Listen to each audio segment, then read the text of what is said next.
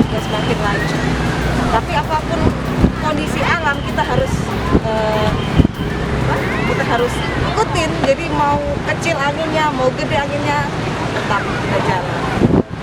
Lalu berarti kapal itu bisa berjalan, itu tergantung tiupan angin. Tiupan. Oh begitu ya Mbak. Lalu teknik-tekniknya apa saja sih Mbak? Teknik ada upwind. Upwind adalah berjalan mendekatin arah angin ke arah angin. Dan downwind ada berjalan menjauhi arah angin. Lalu kan mungkin kan kita ini semua teman-teman latihan mulai dari bulan ini ya. Sedangkan banyak pertandingan yang mau dihayati mulai dari Olimpiade hingga PON Papua. Mengapa sih butuh latihan mulai dari bulan ini? Padahal pertandingannya itu masih jauh sekali. Ada yang mau jawab? Jadi dari teman-teman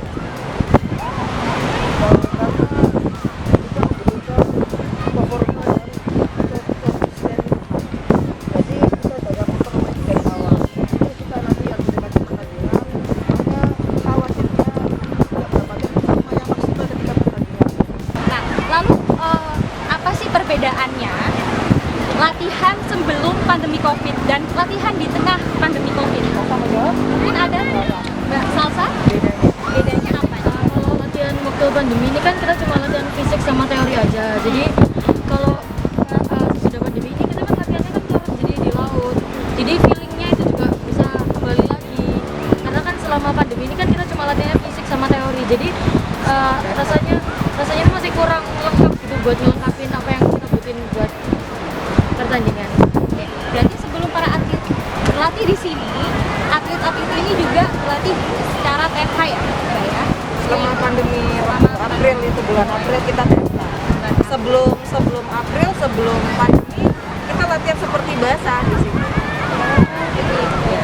Ya, kalau menurut Mbak Puan, nah, efektif nggak sih Mbak untuk latihan selama TFH, training for home? Padahal itu kan berfokus pada pengendalian fisik ya Mbak. Nah, menurut Mbak efektif nggak sih?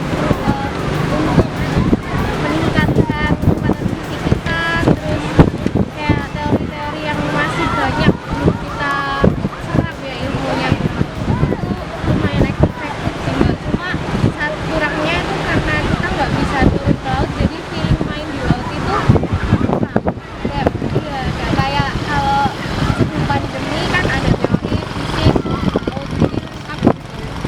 Apa sih yang dirasakan Mbak dan Mas atlet-atlet di sini ketika latihan di rumah itu bagaimana rasanya? Mungkin dari Mas Hedi dan dilanjutkan Mas dan Mbak lain. Kalau bosennya sama sih. Cuman namanya situasi seperti ini kita bagaimana caranya kita menyikapinya. Kita kalau berhenti total juga efeknya nanti kalau kita turun juga kita satu fisiknya kurang, teorinya kurang, udah gak turun pulang feelingnya juga kurang, akhirnya kita ya ini Berat mau untuk mengembalikan ke kondisi yang awal. Jadi ya paling setidaknya kan apa yang bisa kita lakukan yaitu hanya training from home, latihan fisik di rumah, karena memang kita layar kan harus menggunakan alam. Dan bagaimana sih cara mengatasi kebosanan itu? Mungkin Mbak Mas. Mas terserah, nggak apa-apa. Yang namanya bosan itu sudah pasti ada. Cuman bagaimana cara kita mengatasi kebosanan? Pertama tentu kita punya target. Kita harus semangat dalam mencapai target tersebut. Kita tanamkan semangat kita untuk meraih yang terbaik, untuk mencapai target tersebut. Itu untuk cara kita mengatasi kebosanan. Kan berarti sekarang para atlet dan pelatih mengikuti program pemusatan latihan daerah Jawa Timur, ya kan Mbak ya? Nah, di manakah para personil tinggal dan menginap? Kalau menginap sih kita masih sama seperti 2 tahun kemarin. Kita ada kebetulan ada di depan pas dengan area kita berlatih Pantai di rumah Cemara depan, ya? Cuman kita karena adanya kita harus menjaga protokol kesehatan, jadi kita menyewa 1 rumah lagi untuk sebagiannya pindah ke situ. Jadi memang protokol kesehatan memang harus, jadi kita harus jaga jarak. Jadi biasanya latihan itu di mana lokasinya? Kan pantai di Tuban itu banyak ya. Nah, biasanya di mana? Kita ya paling tidak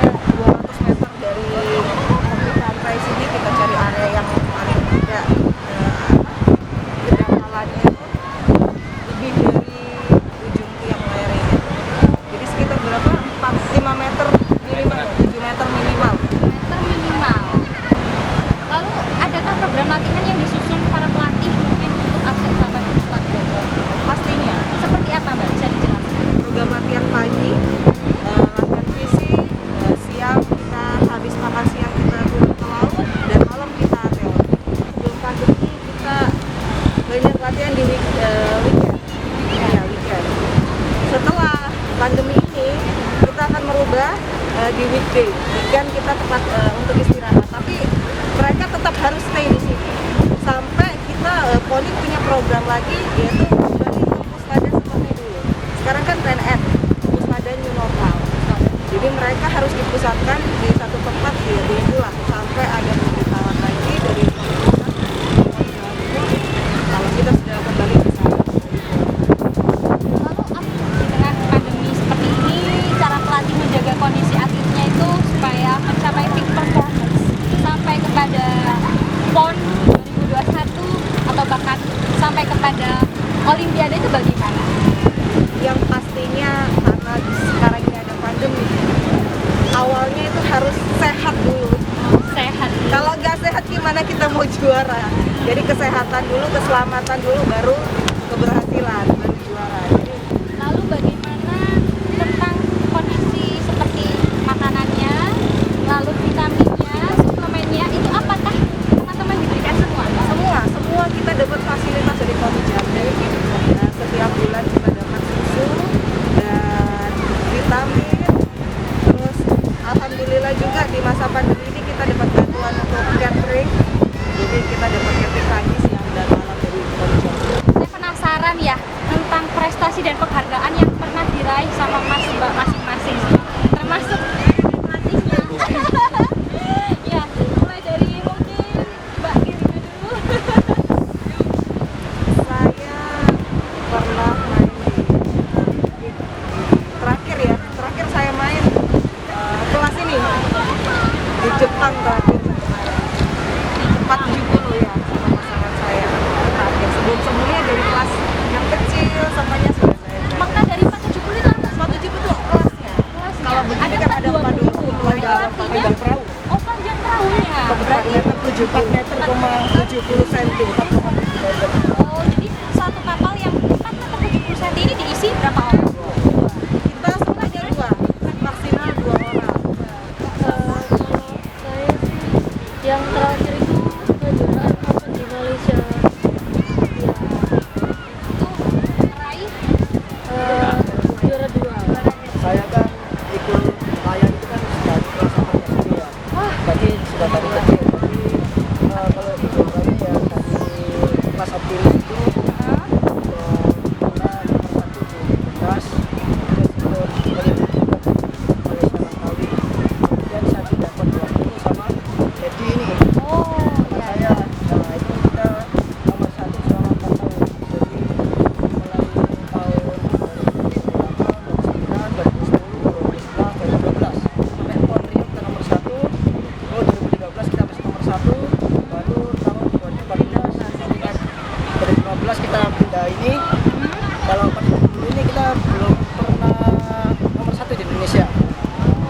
Minimal kita PON kemarin 20. Tapi kita waktu sebelum pindah pandemi ini kita pernah ikut SEA Games. Ya, waktu SEA Games Myanmar waktu itu.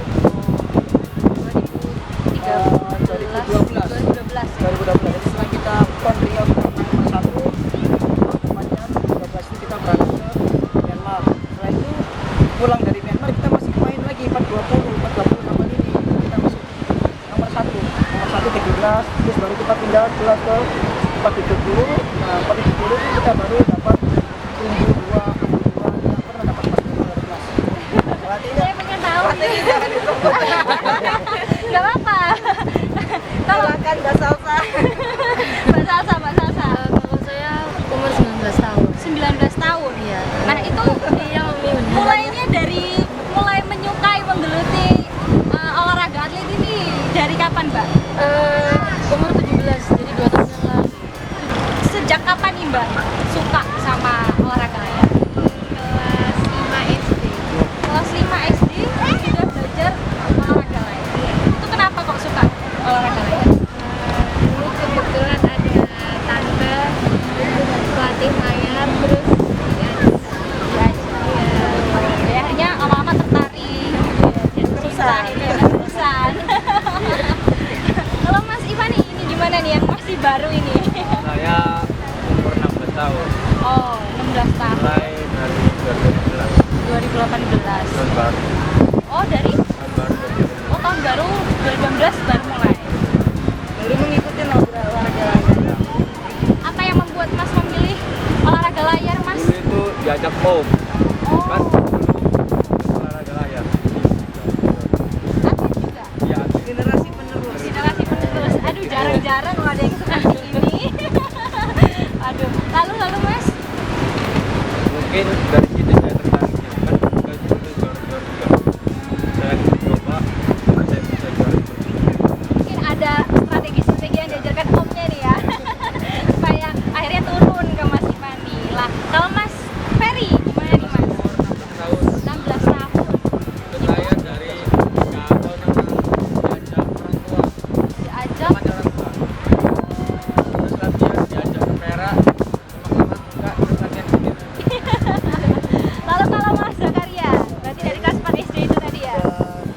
Saya di umur 26 tahun. Heeh. Sudah hampir 8 tahun lebih lah ikut layar. Karena dari kelas 4 SD sekarang umur 26. Oh, 26. Waduh. Sudah mendarah daging ya olahraga layar ini dalam kehidupannya Mas Zakaria. Nah, Mas Hedi dulu awal mula memilih olahraga layar sebagai olahraga kesukaan itu gimana, Mas? Dulu aku main bola, akhirnya kakak ikut layar juga kan. Ya, juga. Akhirnya kok lihat-lihat kayaknya lebih menantang di layar. Saingannya juga kan sedikit juga. Karena kan dikatakan peralatannya juga banyak yang punya, karena kan peralatannya juga dari negara kan. Dari negara. Coba-cobalah ikut layar, akhirnya ya keterusan akhirnya suka. Kalau ketika mendapat juara itu apa sih yang pertama kali ada di benak Mas dan Mbak masing-masing? Aku masih penasaran. Pertama kali misal Rasanya mendapatkan juara. Yang pasti pertama kan senang ya karena targetnya yang kita inginkan tercapai. Terus tanpa bantuan dari pelatih dan orang tua juga serta teman-teman, kita mungkin nggak bisa dapetin hal yang kita inginkan itu tadi. Jadi kalau kita sendiri tuh juga nggak mungkin bisa karena harus ada dorongan dari pelatih juga, orang tua, teman-teman juga yang bantu. Kalau Mbak Puan bagaimana Mbak? Apa yang ada di benak Mbak Puan ketika mendapatkan juara? kurang lebih sama juga pasti yang pertama orang tua ya, orang tua pelatih, tanpa sama support mereka tuh kita nggak akan bisa sampai sejauh ini. Nah, lalu adakah pengalaman paling berkesan yang dirasakan para atlet masing-masing? Selama bertanding. Selama bertanding. Berkesan. Semua sih berkesan, Pak. Semua berkesan. Karena setiap pertandingan kita beda tempat, beda lawan, Beda cerita. susah senangnya ada. Macam-macam. Kita tidur di tenda, kita tidur di hotel, sampai kita tidur di jaga perahu sendiri. Lalu bagaimana prosesnya ketika dulu pernah kan pasti cerita kalau paparannya jelek itu bagaimana berubah kok bisa jadi bagus? Juara, Mbak. Juara. Oh, dari juara. Oh, ukuran ya sebagai tolok ukur ya. Iya. Tapi kalau itu akan memberi kita kita Siapa yang bisa memberikan target emas untuk Jawa Timur, dia akan difasilitasi apa yang dia Mau. termasuk ini. ini kan baru semua. Harapan Mas dan Mbak sebagai atlet itu terhadap situasi pandemi Covid. Mulai dari Mbak Salsa mungkin harapannya. Kalau harapan saya sih untuk pandemi ini ya semoga cepat selesai karena sejujurnya kita juga sulit juga karena kan kita latihannya di tempat terbuka seperti ini. Otomatis kan kita selalu ada orang-orang yang datang kayak pengen lihat kapal atau apa. Jadi kita juga susah buat ngontrol social distancing sama orang-orang juga kayak gitu. Dan selama adanya pandemi ini kan kita akhirnya cuma bisa latihan fisik sama teori itu tadi. Harapan yang ada adalah Semoga cepat selesai pandeminya. Iya benar. Yang pasti itu. Harapan saya ya semoga cepat mungkin, semoga kita semua bisa bertanding lagi, layout lagi, supaya kita bisa pengalamannya nomor satu. Jadi semakin kita banyak pengalaman, semakin kita tahu salahnya musuh kita, lawan kita, dan bagaimana kita harus menyerang, bagaimana kita harus bertahan.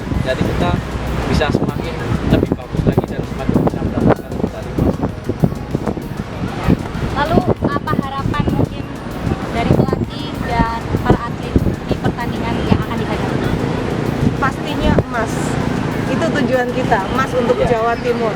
Jaya luar biasa. Wah, Hidup amin. Jawa Timur. Untuk Jawa Timur ya. Waduh. Tertanam semuanya. Sudah tertanam semuanya. Amin amin semoga. Nah, pertanyaan tadi itu sudah menutup perbincangan kita kali ini. Mudah-mudahan apa yang kita perbincangkan sedari tadi itu bermanfaat untuk Tribuners di rumah, dan kita doakan semoga para atlet layar di Jawa Timur mampu membawa medali emas. Amin. Untuk Jawa Timur, amin. Kita doakan ya. Dan terima kasih untuk Mbak Gerina sebagai pelatih atlet layar, dan teman-teman terima kasih semua telah memberikan waktunya. Ya, semoga kita bisa bertemu lagi ya di lain waktu ya.